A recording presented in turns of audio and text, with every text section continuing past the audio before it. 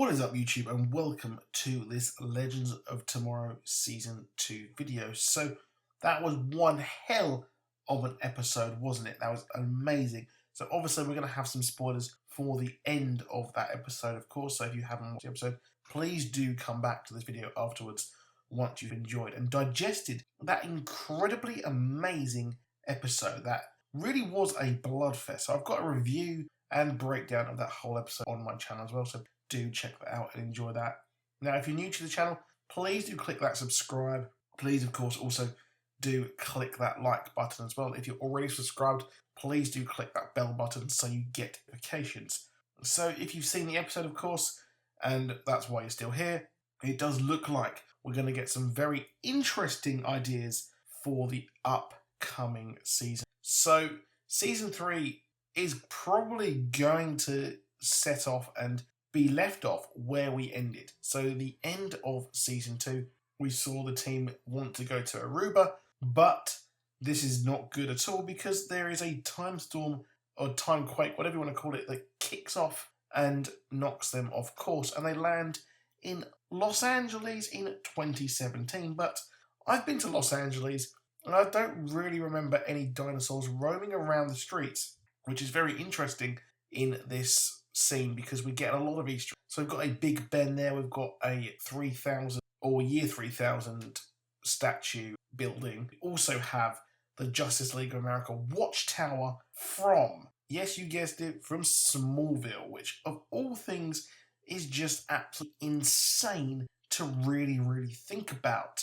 And it's incredibly odd that we've got those. Now, the question is, where are they going to go with this new season? So there are quite a few ways they can actually go. So we know that time is completely broken and they are in this weird sort of dinosaur world. So first of all, our first stop is to look at Kamandi. Kamandi is an interesting Jack Kirby story which was brought into the DC universe and follows a boy who really is the last boy on Earth and follows his exploits trying to survive after the great disaster.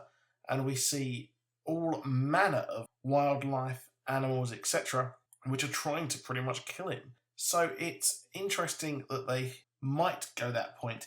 Now, that is a tricky subject to do because it is quite a huge thing, and I really don't want them to see another comic book idea watered down, just like the Justice Society of America, and also the Flashpoint over, of course, Flash, which was a big letdown in my opinion. So they may go this route. They could really kind of water it down a bit, but I'm hoping they don't. Now, there is, of course, another way they can go, which is the 0 hour storyline. This is the crisis in time, because we know that DC absolutely love a crisis, of course, don't they? So crises are the bread and butter of DC. So this crisis in time, this 0 hour, causes a lot of troubles, and there is a issue at the start and end of time, which is careering towards the 20th century and means all life will be destroyed, of course, and time. So the DC villain Extant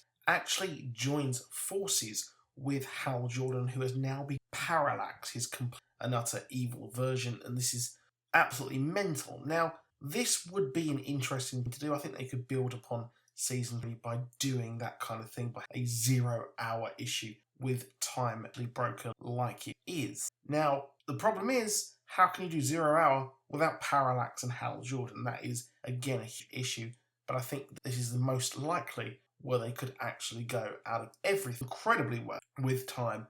And, well, what would be going on? Because the Wave Rider, which is what the ship is called, is actually a hero in the comics. So Booster Gold would be a good fit. So how would Rip Hunter help his team fix time?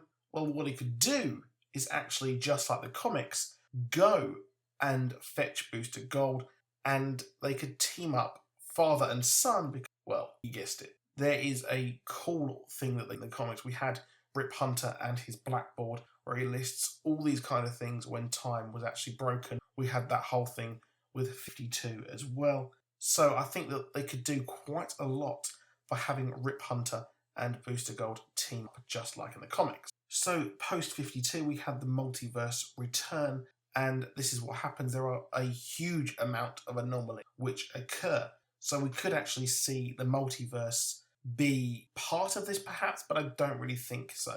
I think what they're going to do is do that. They could actually put these two together, which would really, really work.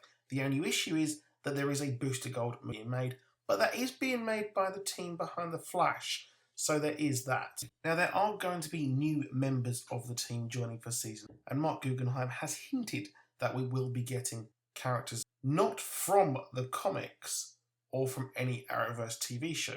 Now, considering that there is going to be a very huge hint at the Justice of America Watchtower in this end of season 2, well, I can only help but think that this is going to be someone from Smallville who is not from the comic. So I might go more into that in another video as well. So I hope you enjoyed that video. Please do drop a like, please do subscribe, and I'll see you soon. Goodbye.